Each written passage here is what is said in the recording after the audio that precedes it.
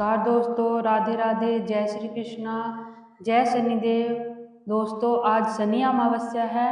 मैं आपके लिए एक शनि देव की पौराणिक कथा लेकर आई हूँ। तो चलिए शुरू करते हैं।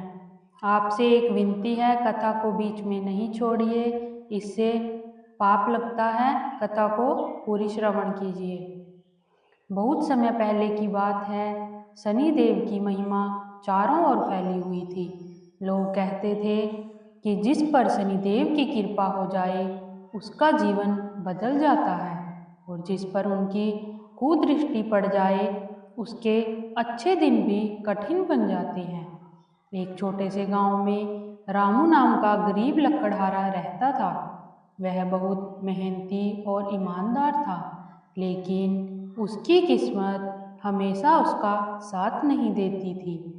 सुबह से शाम तक जंगल में लकड़ियां काटता, फिर भी घर में 2 वक्त की रोटी मुश्किल से बनती।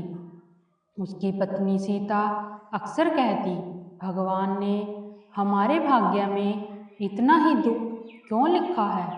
रामू मुस्कुराकर कहता, कभी ना कभी अच्छे दिन जरूर आएंगे। भगवान देर करते हैं, अंधेर नहीं। लेकिन एक दिन गांव में खबर फैली कि शनि अमावस्या आने वाली है। गांव के मंदिर में बड़े पंडित जी ने कहा, इस दिन शनि देव पृथ्वी पर भ्रमण करते हैं। जो सच्चे मन से पूजा करता है उसके दुख दूर हो जाते हैं। यह सुनकर गांव वाले तेल, काले तिल और लोहे की वस्तुएं लेकर पूजा की तैयारी करने लगे। लेकिन रामू के पास इतना पैसा नहीं था कि पूजा का सामान खरीद सके। वह दुखी मन से जंगल चला गया। जंगल में चलते चलते उसे एक बूढ़ा साधु दिखाई दिया। साधु बहुत कमजोर था और प्यास से परेशान लग रहा था। रामू ने तुरंत अपना पानी का घड़ा आगे कर दिया, फिर अपने खाने की सूखी रोटी भी साधु को दे दी। साधु मुस्कुराए और बोले, बेटा, आज शनि अमावस्या है। सब लोग अपने लिए पूजा कर रहे हैं, लेकिन तुमने बिना सोचे मेरी सेवा की है। मांगो, क्या चाहते हो। रामू बोला, महाराज, बस इतना आशीर्वाद दे दीजिए कि मेरे परिवार को भूखा न सोना पड़े। साधु ने गंभीर आवाज में कहा, आज रात पुराने पीपल के पेड़ के नीचे जाना, वहाँ तुम्हारी किस्मत बदलेगी। रामू को कुछ समझ नहीं आया, लेकिन उसने साधु को प्रणाम किया और घर लौट आया। रात होते ही वह गांव के बाहर पुराने पीपल के पेड़ के पास पहुंचा। अचानक तेज हवा चलने लगी, आसमान में बादल गरजने लगे। तभी उसने देखा कि पेड़ के नीचे एक चमकता हुआ लोहे का संदूक रखा है। रामू डर गया। तभी आकाश से गूंजती आवाज आई, डरो मत रामू, यह तुम्हारी ईमानदारी और सेवा का फल है। रामू ने कांपते हाथों से संदूक खोला। अंदर सोने चांदी के सिक्के और अनाज भरे हुए थे। उसकी आंखों से आंसू निकल पड़े। उसी समय उसे एहसास हुआ कि वह साधु कोई साधारण इंसान नहीं थे, बल्कि स्वयं शनि देव थे।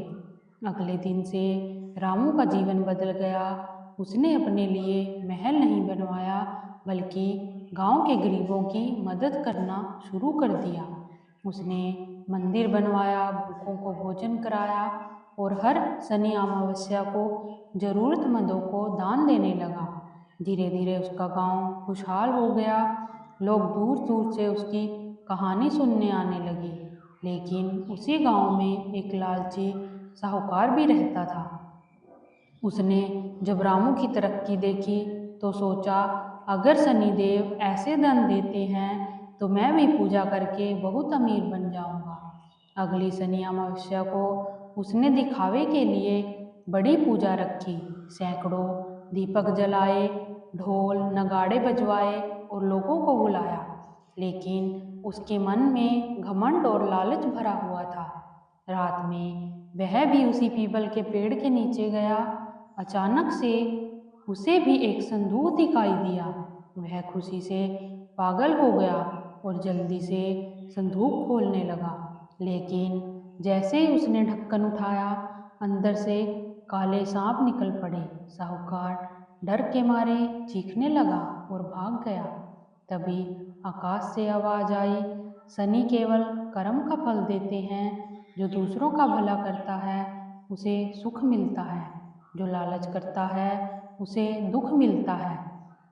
उस दिन के बाद गांव वालों को समझ आ गया कि शनि देव केवल दंड देने वाले देवता नहीं हैं, बल्कि न्याय के देवता हैं। वे इंसान के कर्मों के अनुसार फल देते हैं। तभी से लोग शनि अमावस्या के दिन गरीबों को दान देते हैं, पीपल के पेड़ के नीचे दीपक जलाते हैं और सच्चे मन से शनि देव की पूजा करते हैं। धन्यवाद दोस्तों।